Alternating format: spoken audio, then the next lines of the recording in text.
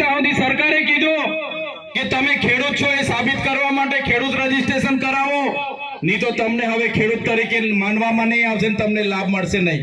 કીધું કે નહીં કીધું? આપણને આપણે પાછા ખેડૂત તરીકે રજીસ્ટ્રેશન કરવા લાઈન પર ઉભા રહી ગયા. ત્યારે સરકારને કહેવા માંગીએ છીએ, આધાર કાર્ડ તમે આપ્યા છો, રેશન કાર્ડ તમે આપ્યા છે, અને કટિયામાં અમારું નામ, અમારી માલિકીનું નામ હોય એટલે અમે ખેડૂત, એમાં શું કામ અમારે રજીસ્ટ્રેશન કરાવવાનું? પણ આ સરકાર તમને મહિનાઓ સુધી લાઈન પર રાખવા માંગે છે. બાકી સરકાર ધારે એમની પાર્ટીનો તમારે સભ્ય બનવું હોય તો સરકાર કે તમે ઘરે બેસીને મિસ કોલ મારી દો એટલે અમારા પાર્ટીના તમે સભ્ય બની જાઓ છો. કહે છે કે નથી કહેતું? જોવાની કહે છે ને, અમારી પાર્ટીમાં રજીસ્ટ્રેશન કરો, સભ્ય બનવા માટે મિસ કોલ મારો એટલે આપણે મિસ કોલ મારીએ એટલે પાર્ટીના સભ્ય બની જઈએ કે નથી બની જતા? તો સરકારને કહેવા માંગીએ છીએ કે એવું કોઈ લાવો, એવી કોઈ સિસ્ટમ લાવો કે અમે ઘરે બેઠા મિસ કોલ મારીને આધાર કાર્ડ બી અપડેટ થઈ જાય, રેશન કાર્ડ બી કેવાયસી થઈ જાય. સાચી વાત છે કે ખોટી વાત છે?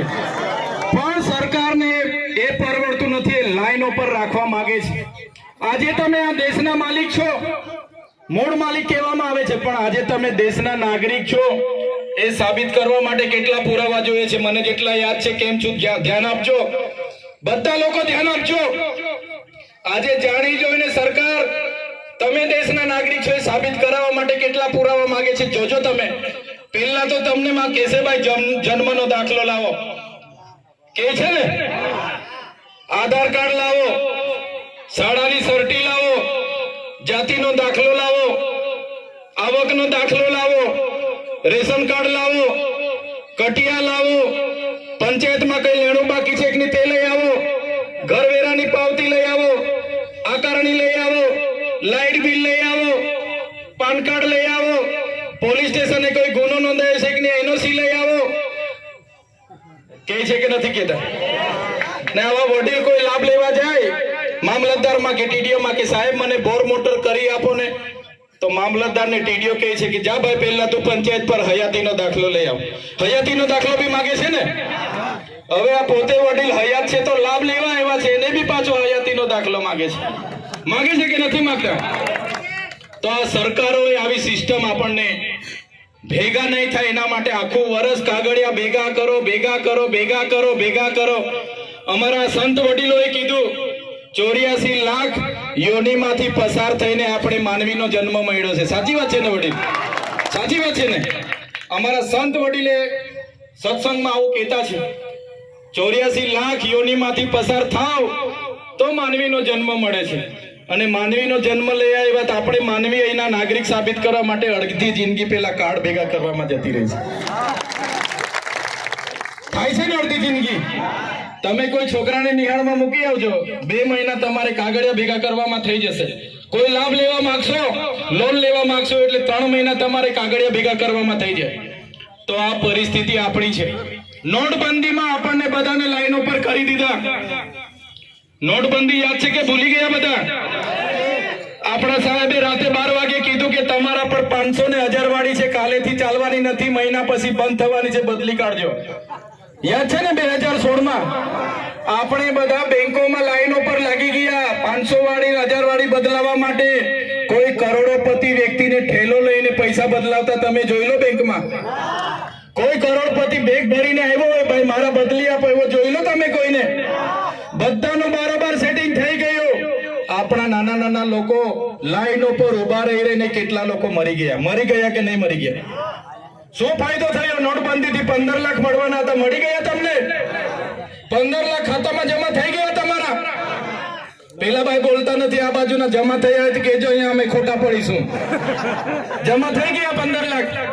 સાહેબ આપવા માટે તો નોટબંધી કરી હતી, નથી મળ્યા ને? તો એ બધી આપણને લાઈનો પર રાખવાની વાત હતી. કોરોના આવ્યો તો કોરોના નામની એક હતી વાત તો ખબર છે ને બધાને? કોરોના તો ખબર છે ને, બોલતા નથી ભાઈ. કોરોના વાળોને અહેસાસ થયો ને?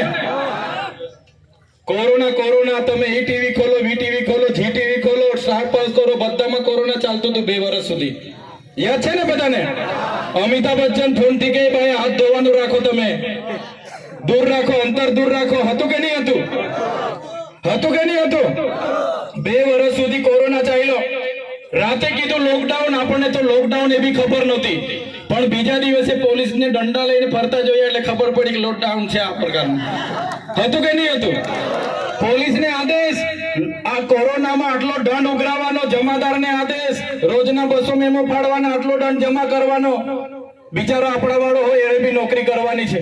શર્માય કોઈ દિવસે આ ચોકડી પર હોય, કોઈ દિવસે પેલી ચોકડી પર હોય. કોઈ પણ વ્યક્તિ બાઇક લઈને જાય એટલે લાયસન્સ માંગે, લાયસન્સ ના હોય તો NSC માંગે, PUC માંગે, ફલાણું માંગે, હેલ્મેટ માંગે, બધું હોય તો છેલ્લે માસમાં તો બી 2000 નો દંડ લખી આપે. હતું કે નહીં હતું? 2 વર્ષ સુધી કોરોના ચાલ્યો. આપણે 12મું નહીં કરવાનું, મયતમાં ભેગા નહીં થવાના, ભજન નહીં કરવાનું, ગણપતિ નહીં કરવાની, નોરતા નહીં કરવાના, લગ્ન નહીં કરવાનું. અને એ લોકોની પ્રચારની રેલી હોય ને, કોઈ મોદી સાહેબ આવવાનો એટલે તે દિવસે કોરોનાને રજા. હતું કે નહીં હતું? તે દિવસે બધું રજા, ફરો ભાઈ, મજા કરો. એ જેવા ગયા એટલે પાછું કોરોના ચાલુ. હતું કે નહીં હતું? એટલા હાથ દોડાઈને આપણને ઘણા કર્યા. તમે જોઈ લો, 2 વર્ષ કોરોનામાં બધું અર્થતંત્ર પૂરું થઈ ગયું. કોરોના કરીને બધું પૂરું થઈ ગયું. પણ સાથીઓ, તમે થોડું ઉપરમાન ચલવો, તમારું મગજ ચલવો. કોરોના આટલા બધા લાખો લોકો મરી ગયા, રોજના સમાચારમાં આવે. આજે બરોડામાં 800 મરી ગયા, અમદાવાદમાં 2000 મરી ગયા, સુરતમાં 1500 મરી ગયા, ગુજરાતમાં આટલા હજાર મરી ગયા, દેશમાં આટલા લાખ મરી ગયા. 2 વર્ષ સુધી ટીવીઓ ખોલો એટલે હતું કે નહીં હતું? આપણે તો ખેતરોથી આવીએ, નોકરીથી આવીએ, બેન રોટલી બનાવે એટલે એવું થાય કે થોડીક વાર સમાચાર જોઈ લે. જેવું સમાચાર ચાલુ કરો એટલે કોરોના. પેલો 5 રોટલી ખાતો હોય તો 2 રોટલી ખાઈને ધાબળો ઓળીને ઊંઘી જાય. થાય કે નહીં થાય? આટલી બધી ચિંતા આપણને કરી દીધી હતી. અને આપણા સાહેબે તો કીધું કોરોનાનો ઈલાજ છે. તમે બધા થાળી વાડકી લઈને વગાડો, બહાર નીકળીને કોરોના નાહી જાય. કીધું તું કે નતું કીધું? કીધું તું ને? પાછા બીજા અઠવાડિયે કીધું કે તમે દીવા સળગાવો, કોરોના નાહી જાય. કોરોના ગયેલો ભાઈ. દીવા સળગાવ્યા હતા ને આપણે બધાએ, થાળી વેલણ વગાડ્યા હતા ને આપણે બધાએ, પણ કોરોના નહોતો ગયો. પણ સાથીઓ, વિચારો, આ કુવામાં કૂદી પડે એવું કે એટલે કૂદી નહીં પડવાનું, થોડું જોવાનું, વિચારવાનું કે શું થાય કુવામાં કૂદવાથી. તો લાખો લોકો મરી ગયા. પણ જેટલા પણ લાખો લોકો મર્યા છે બધા દવાખાનામાં મર્યા છે. એક પણ વ્યક્તિ કોરોનાથી બહાર ફફડીને મર્યો નથી. અહીંયા કવાટમાં હાટ ભરાય એટલે લોકો ઠોકાયા કરે. અમારે દેવમોગરા, અમારે ડેડિયાપાડામાં હાટ ભરાય, અમદાવાદ રેલવે સ્ટેશન, બસ સ્ટેન્ડમાં લોકોને ઠોકાયા કરે.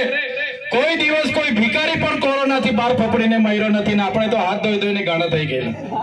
સાચી વાત છે કે ખોટી વાત છે? કોઈ ગાંડો બી 3-5 મહિના નહીં ના એવો કોઈ ગાંડો બી નાયા ધોયા વગર મર્યો નથી.